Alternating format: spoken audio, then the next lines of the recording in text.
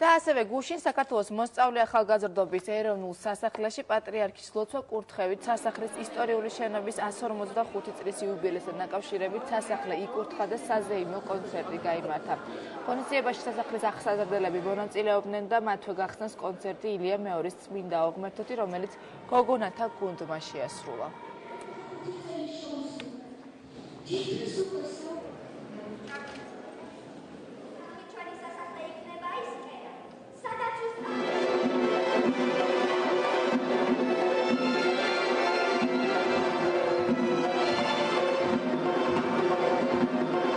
სამოცდათორმეტი წელია, რაც ემსახურება ბავშვებს და პირველად ხდება, რომ სასახლე იკურთხა. დღეს მოგზაურდება პატრიარქი და უბედნიერესი დღეა.